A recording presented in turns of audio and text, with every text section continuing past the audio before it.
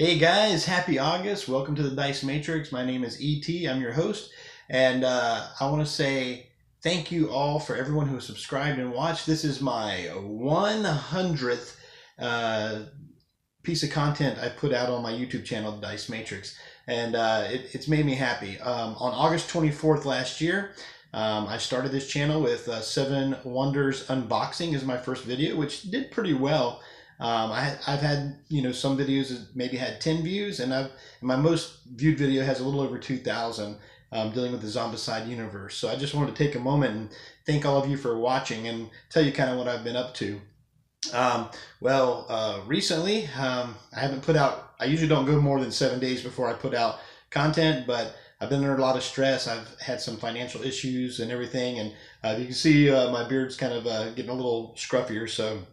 But that's all settled now, and I'm back to gaming. I stopped by my local shop, and this happens to be next to me. I just picked up the new Starfinder RPG book. I'm going to start a little group with some friends of mine, and maybe I'll talk about the adventures on that. But I am going to continue my Zombicide Heroes and Monsters series. I know I've been falling behind on that, but I like to mix up my content sometimes. But I haven't forgot. I will continue to put those in the folder and update as I can.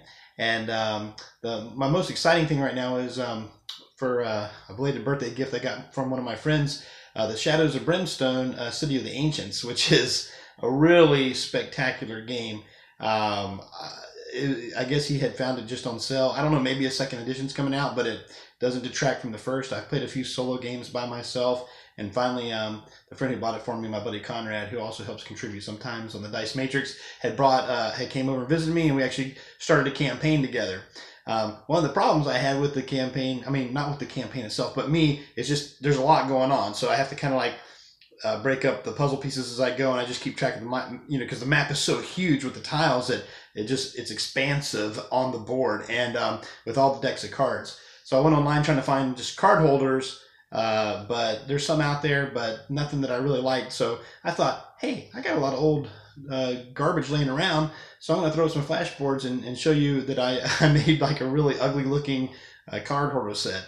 So as you'll see here, I took some Magic the Gathering boxes that I had, and then I ended up basically kind of just eyeballing measuring, and this thing is not perfect when you see it when it's done. It's kind of ugly, but I cut them in half, and then I used some tape and glue. I found the box of another game called Geek Out, and I kind of cut it up because they fit in there really well. And so, like I said, with tape and glue, I just kind of built a few layers, and on the back I made like a stepping thing.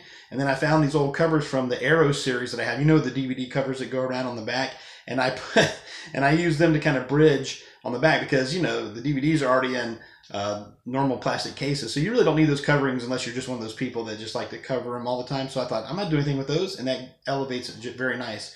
So anyway, you've seen the final product there, and I'm pretty happy with it. I mean, there's still probably about 5 decks left over, like maybe the big thick gear deck and some other things, but I kept the Otherworld cards just kind of in a separate pile because there's no guarantee right off the bat I'll end up going to the Otherworld. And I'll probably try to, if this holds up, if the tape and glue doesn't just like rip apart, but it feels pretty solid actually.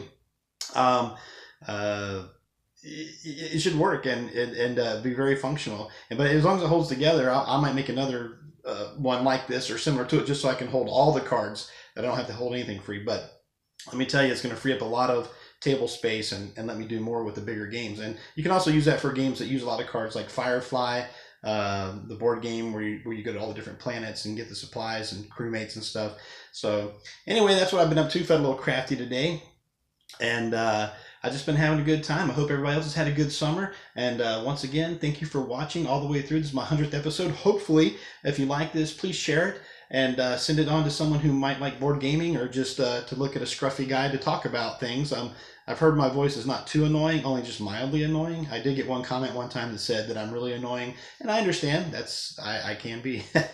All right, thank you so much for watching, and until we see you next time, keep the dice rolling.